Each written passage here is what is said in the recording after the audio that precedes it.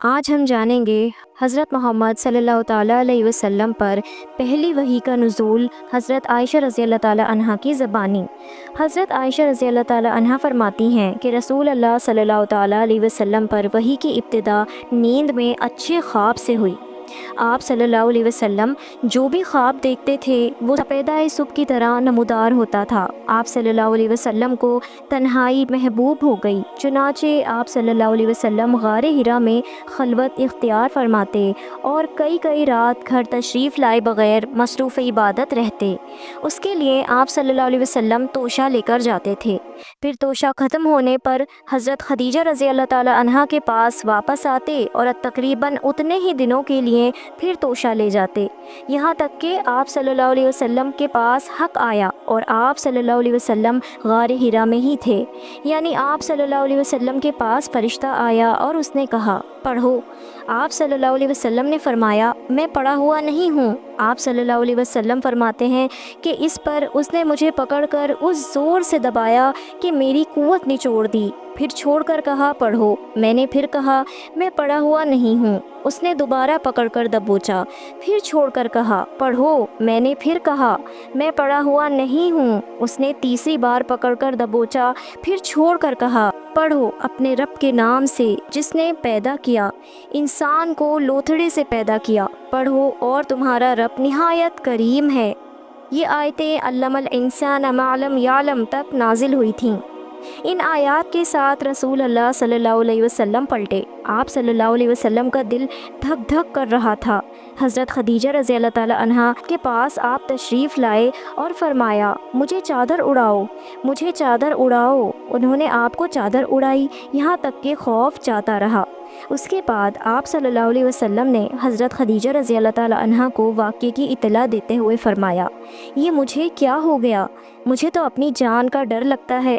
حضرت خدیجہ رضی اللہ تعالی عنہا نے کہا قطعاً نہیں، باخدا آپ صلی اللہ علیہ وسلم کو اللہ تعالیٰ رسوا نہیں کریں گے۔ آپ صلی اللہ علیہ وسلم صلہ رحمی کرتے ہیں، تہی دوستوں کا بندوبست کرتے ہیں، مہمان کی میزبانی کرتے ہیں اور حق کے مصائب پر اعانت کرتے ہیں۔ اس کے بعد حضرت خدیجہ رضی اللہ تعالی عنہا آپ صلی اللہ علیہ وسلم کو اپنے چچیرے بھائی ورقہ بن نوفل بن اسد بن عبداللہ عزا کے پاس لے گئیں۔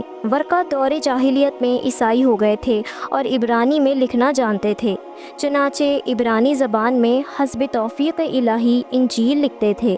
اس وقت بہت بوڑھے اور نابینا ہو چکے تھے۔ ان سے حضرت خدیجہ رضی اللہ تعالی عنہا نے کہا بھائی جان آپ اپنے بھتیجے کی بات سنیں۔ ورقہ نے کہا بھتیجے تم کیا دیکھتے ہو؟ رسول اللہ صلی اللہ علیہ وسلم نے جو کچھ دیکھا تھا بیان فرما دیا۔ اس پر ورقہ نے آپ صلی اللہ علیہ وسلم سے کہا یہ تو وہی ناموس ہے جسے اللہ نے موسیٰ علیہ السلام پر نازل کیا تھا۔ کاش میں اس وقت توانا ہوتا، کاش میں اس وقت زندہ ہوتا جب آپ صلی اللہ علیہ وسلم کی قوم آپ صلی اللہ علیہ وسلم کو نکال دے گی۔ رسول اللہ صلی اللہ علیہ وسلم نے فرمایا اچھا تو کیا یہ لوگ مجھے نکال دیں گے؟ ورقہ نے کہا ہاں، جب کوئی آدمی اس طرح کا پیغام لایا جیسا آپ لائے ہو تو اس سے ضرور دشمنی کی گئی، اور اگر میں نے آپ کا زمانہ پا لیا تو آپ کی زبردست مدد کروں گا۔ اس کے بعد ورقہ جلد ہی فوت ہو گئے اور وہی رک گئی۔ طبری اور ابن ہشام کی روایت سے معلوم ہوتا ہے کہ آپ صلی اللہ علیہ وسلم اچانک وحی کی آمد کے بعد غار حرا سے نکلے تو پھر واپس آ کر اپنی بقیہ مدت قیام پوری کی، اس کے بعد مکہ تشریف لائے۔ طبری کی روایت سے آپ کے نکلنے کے سبب پر بھی روشنی پڑتی ہے۔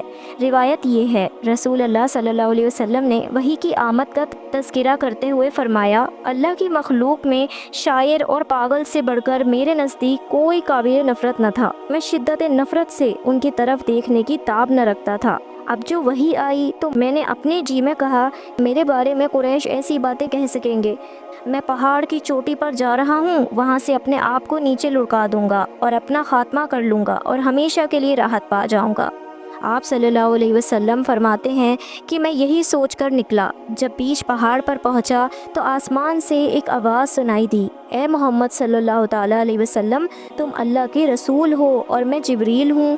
آپ صلی اللہ علیہ وسلم کہتے ہیں کہ میں نے آسمان کی طرف اپنا سر اٹھایا، دیکھا تو جبریل علیہ السلام ایک آدمی کی شکل میں افق کے اندر پاؤں جمائے کھڑے ہیں اور کہہ رہے ہیں اے محمد صلی اللہ علیہ وسلم آپ اللہ کے رسول ہو اور میں جبریل ہوں۔ آپ صلی اللہ علیہ وسلم فرماتے ہیں کہ میں وہیں ٹھہر کر جبریل علیہ السلام کو دیکھنے لگا اور اس شغل نے مجھے میرے ارادے سے غافل کر دیا۔ اب میں نہ آگے جا رہا تھا نہ پیچھے، البتہ اپنا چہرہ آسمان کی طرف افق میں گھما رہا تھا، اور اس کے جس گوشے پر بھی میری نظر پڑتی تھی جبرائیل علیہ السلام اسی طرح دکھائی دیتے تھے۔ میں مسلسل کھڑا رہا، نہ آگے بڑھ رہا تھا نہ پیچھے، یہاں تک کہ خدیجہ رضی اللہ تعالی عنہا نے میری تلاش میں اپنے قاصد بھیجے اور وہ مکہ تک جا کر پلٹ آئے، لیکن میں اپنی جگہ کھڑا رہا۔ پھر جبریل علیہ السلام چلے گئے اور میں بھی اپنے اہل خانہ کی طرف پلٹ آیا اور خدیجہ رضی اللہ تعالی عنہا کے پاس پہنچ کر ان کی ران کے پاس انہی پر ٹیک لگا کر بیٹھ گیا۔ انہوں نے کہا، ابو القاسم، آپ صلی اللہ علیہ وسلم کہاں تھے؟ با خدا میں نے آپ کی تلاش میں آدمی بھیجے اور وہ مکہ تک جا کر واپس آ گئے۔ اس کے جواب میں میں نے جو کچھ دیکھا تھا انہیں بتایا۔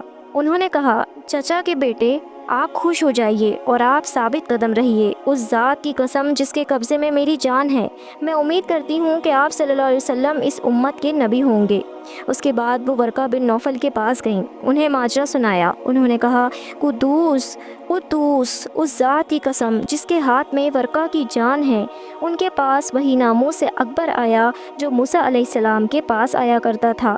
یہ اس امت کے نبی ہیں، ان سے کہو ثابت قدم رہیں۔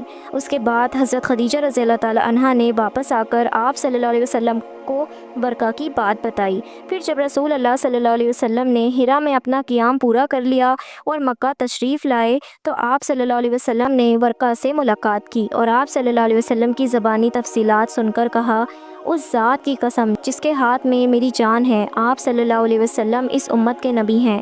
آپ صلی اللہ علیہ وسلم کے پاس وہی ناموس سے اکبر آیا ہے جو موسیٰ علیہ السلام کے پاس آیا تھا۔